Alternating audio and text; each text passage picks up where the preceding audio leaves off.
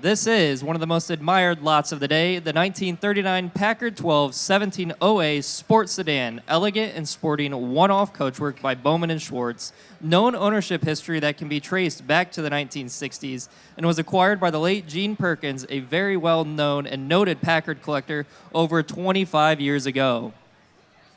Love it. I agree.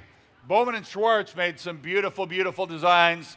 This is one of them, guys. 300. 200 I'm bid. 300 now at $230,000 on the Bohman Schwartz Sports Sedan. Comprehensively restored, this is reportedly the most expensive Packard built in 1939 at $9,000. At $235, one of the prettiest designs there is. Beautiful sports sedan at $235, Johnny. $240 if you like.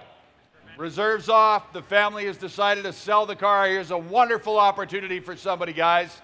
Third and final time. It's a great one. Are you all done?